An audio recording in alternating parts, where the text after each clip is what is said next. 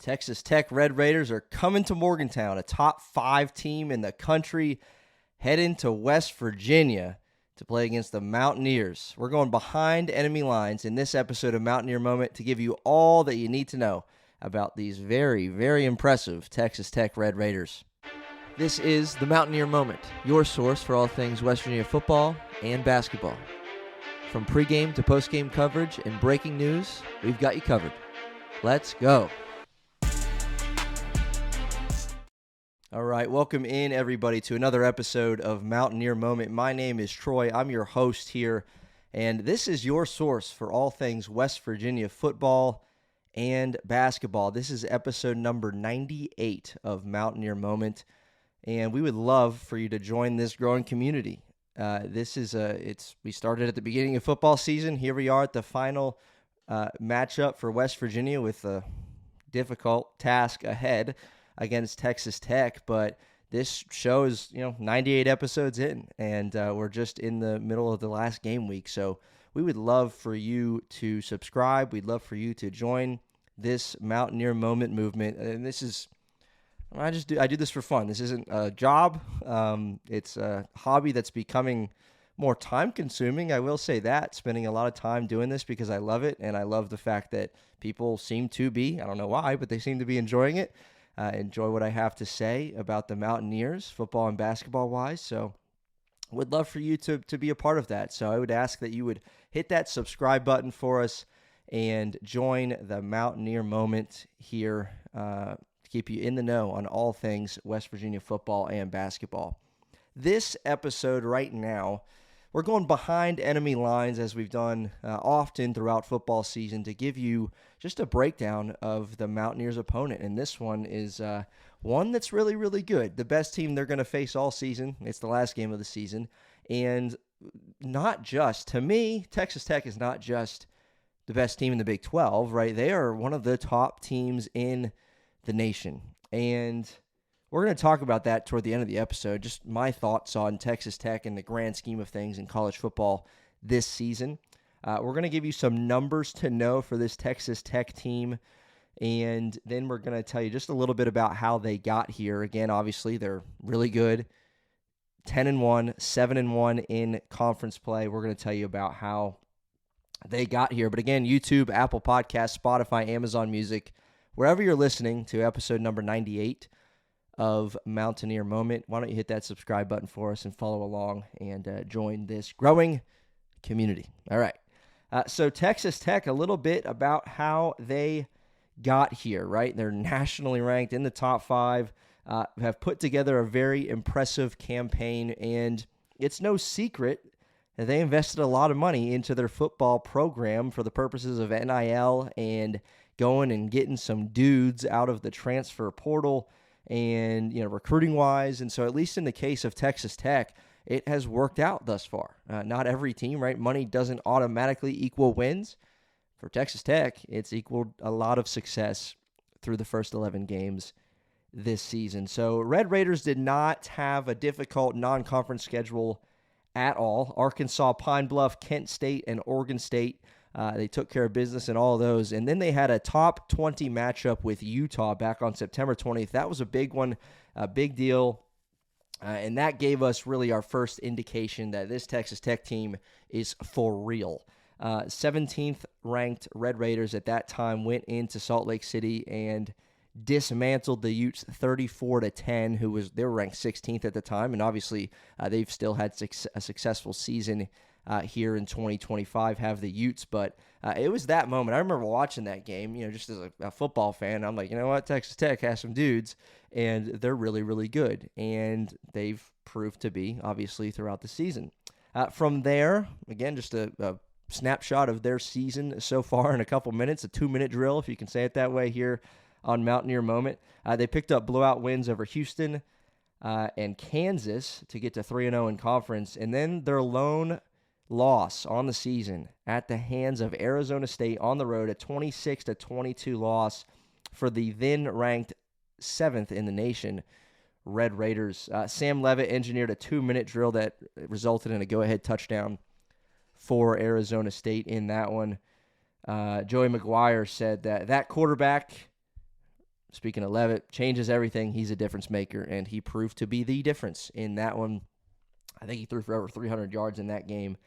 But that was their lone loss. And since then, they have been perfect, obviously, in terms of wins and losses, but they've been near perfect as far as just the games that they're putting forth. They've played elite football. 4 straight wins, including a 29-7 win against BYU with game day there, ESPN there, and it was a top 10 showdown, and they just dominated BYU. I think they were favored by 10. Obviously, won by 22, won by 3 touchdowns. Impressive from start to finish were the Red Raiders in, again, a top 10 match. I mean, that was, BYU, obviously no slouch. They're hoping to get a shot at Texas Tech again. BYU, that's their only loss, at least at the time I'm recording. BYU's got a matchup with Cincinnati this weekend. But, so recording this a little early, releasing it, throughout the week. So I don't know what BYU did against Cincinnati, so don't hold me to that. But that's how they got here. Texas Tech, 10-1, 7-1 in conference. The lone blemish coming at Arizona State in a loss there. We're going to talk about now this Texas Tech defense because it is elite as it gets in the country. And I'm going to give you a few numbers to know for this Red Raiders unit. So the first one is this, 12.3. That is the opposing points per game against Texas Tech's defense. They're allowing just 12.3 points per game. The only teams ahead of them in that department are Ohio State and Indiana in the nation. And, again, their non-conference slate wasn't particularly impressive, didn't beat up on anybody. They beat up on everybody, but no one of significance, if you can say it like that. But they have, again, quality wins over teams like Utah and BYU, who have proved to be very, very good football teams. And they combined only scored 17 points against this talented Red Raider defense. Now, you cannot mention Texas Tech, and I feel like I've already gone on tangents about this Texas Tech defense before, whether here on Mountaineer Moment or over at College Sports Insiders, where myself and Mountaineer Paul are breaking down a lot of Big 12 football and basketball action over there. So you can go check out that show too, College Sports Insiders, where me and Mountaineer Paul take a look around the Big 12. But that's my little plug there. Second number I want to give you relating to this Texas Tech Red Raider defense is 71.8. And this is the number of all numbers. I mean, 12.3 is really impressive, giving up that per game. But this one leads the nation.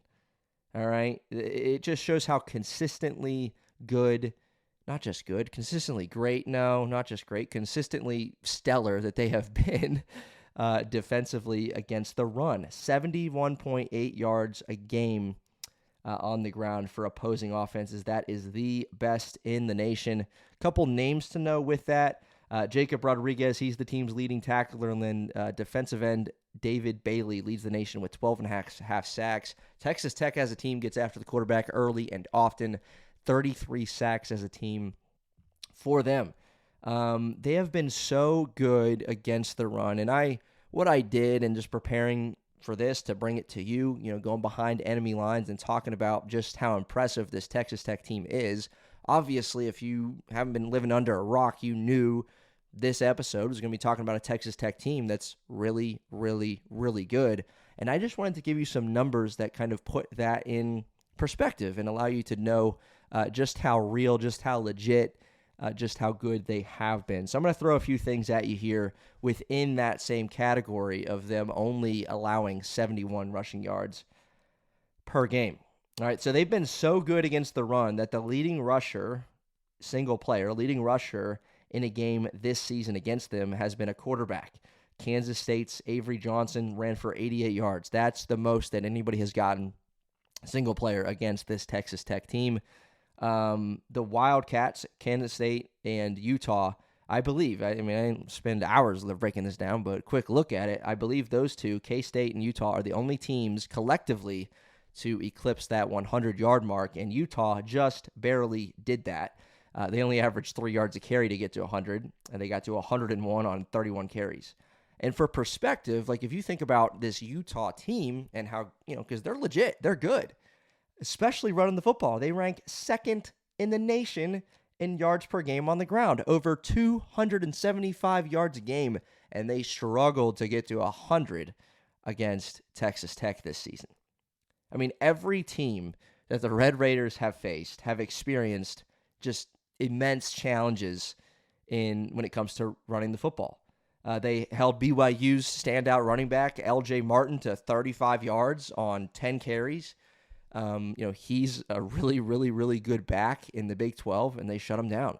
They shut everybody down. Let's just call it what it is. Again, the leading rusher against them is Avery Johnson, certainly a capable runner, but it's a quarterback. And, no running back, single individual ran for, I think, over 75 yards against this Texas Tech defensive front. They're that good. They are that good. And I know I'm getting on a soapbox here, but that's the 71 yards per game on the ground that sticks out to me.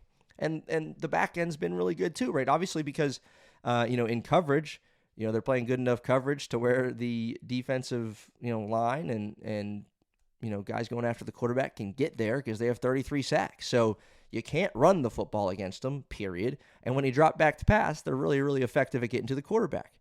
That's a problem, and it just shows how good, how effective, how incredible this Texas Tech defense has been this season. Again, I think back even to that game against BYU, top 8 matchup.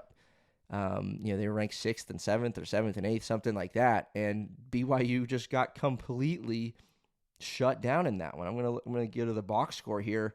Bear Bachmeier, 23 of 38, 188 yards, but on the ground, BYU, again, L.J. Martin's really good. Bear can run it. They had 27 carries for 67 yards. That is 2.5 yards per carry.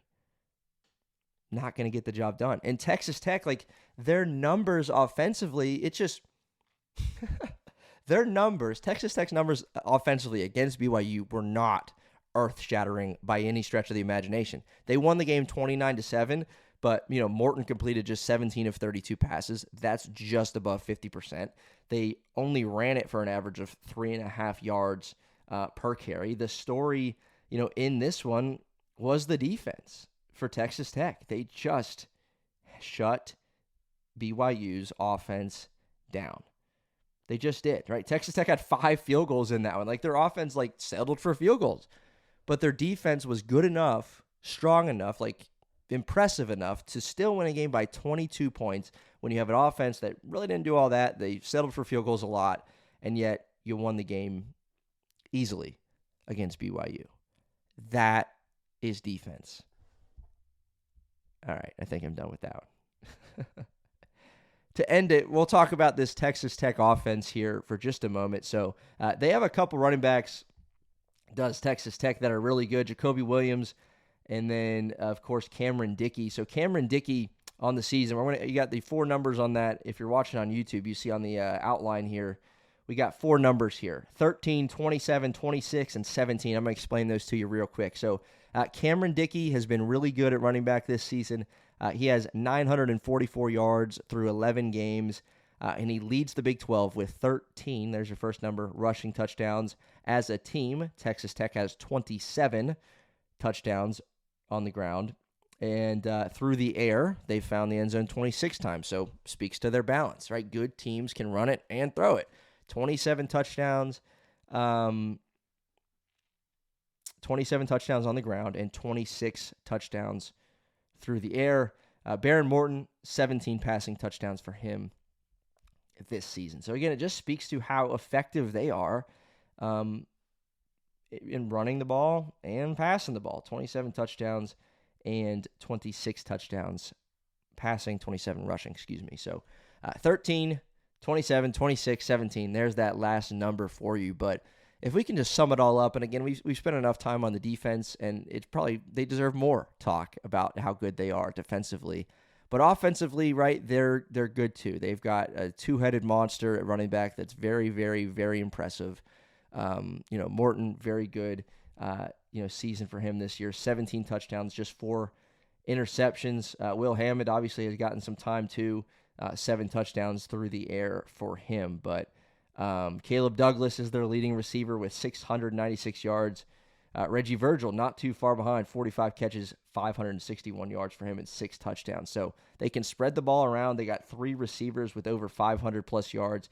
And again, those running backs are really good. Jacoby Williams, who's that second running back option for them, well, all he's done through the air is catch 27 passes for 362 yards and a couple touchdowns.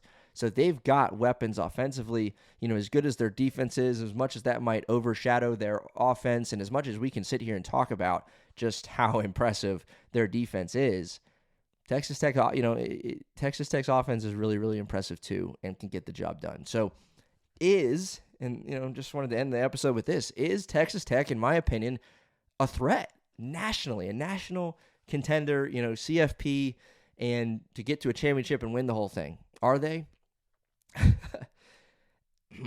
I mean, as good as Ohio State and Indiana and some of these other teams are, and Big 12, they have obviously had challenges against Utah, and BYU has Texas Tech and Houston. Big 12's obviously not as good as those other conferences, in my opinion. Big 10's got the top 2 teams: Ohio State, Indiana, Texas Tech, Texas A&M, and Georgia are 3 and 4 out of the SEC, and then you find Texas Tech out of the Big 12. Ole Miss really good, Oregon really good, Oklahoma really good this year. Notre Dame, see what they did against Syracuse? My goodness. Is Texas Tech in the conversation amongst those teams? I think so, right? I mean, I still think Ohio State's the best team in the country. But I'd love to see Texas Tech get a shot. I think that would just be really, really good for Big 12 to see Texas Tech not only in that conversation, but to go and win this thing. And their ability, again, I'll go back to the number we spent the most time on, their run defense, and the way that sets up their ability to get to the passer off the edge and those kind of things. That's really, really impressive. They're good. And they're legit, so I'm going to say yes. Am I predicting they're going to win the national title? No. But I think they are a worthy recipient of the love that they're getting in the polls and just what they've done this season to get to a 10-1 start. And obviously I'm hoping that West Virginia is going to do something this week to play spoiler in a lot of different ways, create a lot of different chaos and chaotic situations in Morgantown. And as a matter of fact, we're going to have an episode that's not going to be me predicting West Virginia is going to win. Let's please, and I should probably put in big bold letters just rolling across the bottom of the screen that this is not a prediction that West Virginia is going to make, get an upset win over Texas Tech. But I am going to go through a few different things that West Virginia must have happen in order to have a chance, in order to make the impossible possible. So if that sounds entertaining to you, watching me try and scheme up a way that West Virginia can win this game, then by all means, come on back to Mountaineer Moment in a couple days, and we'll have that episode for you. So anyway, this is it. This is a wrap for episode number 98 of Mountaineer Moment, going behind enemy lines, talking about an impressive Texas Tech team, and we will see you next time here on Mountaineer Moment.